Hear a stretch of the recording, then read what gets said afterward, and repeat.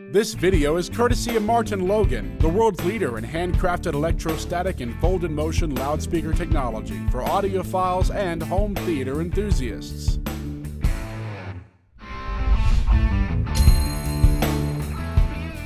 Hey, I'm Andrew Dash with Audioholics.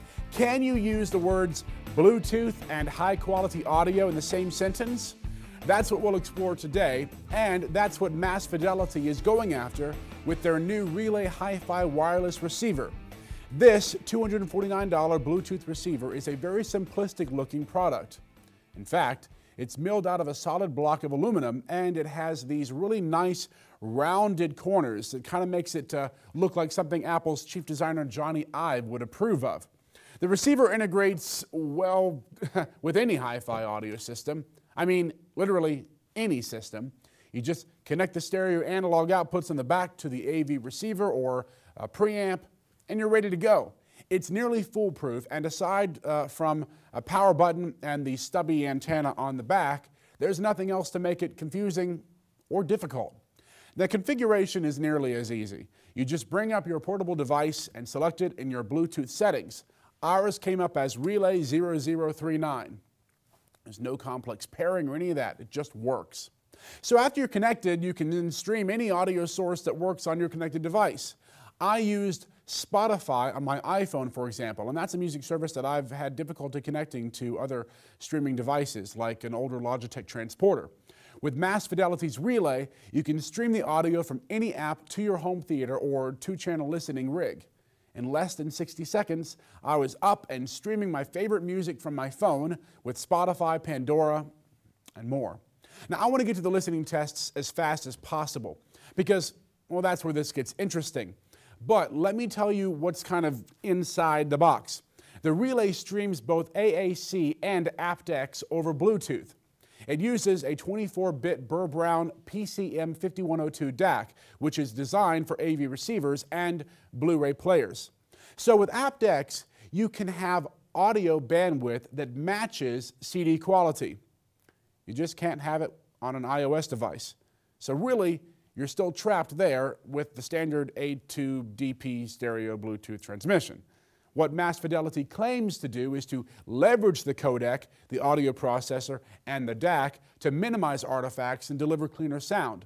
It's sort of like a lossless technology. Yeah, I don't get it either. So I thought, well, I'm just going to do what every good reviewer would do in that case, use my ears. I listened to quite a bit of music over this system, sticking primarily to aptX streaming content from my MacBook Pro in order to get the best possible quality. And I switched back and forth between streaming Bluetooth tracks and lossless files. This enabled me to really listen for the differences between the two. The system I was listening on included an XSP1 processor and a pair of Emotiva XPA1 monoblock amplifiers driving my Salk Song Tower speakers. Now, first up was a disc that I enjoy for its room tone and reverberation, as well as the dynamic range of the instruments. Jeff Wayne's musical version of The War of the Worlds is something that I use quite a bit when I want to test stereo imaging, as well as the noise floor of a system.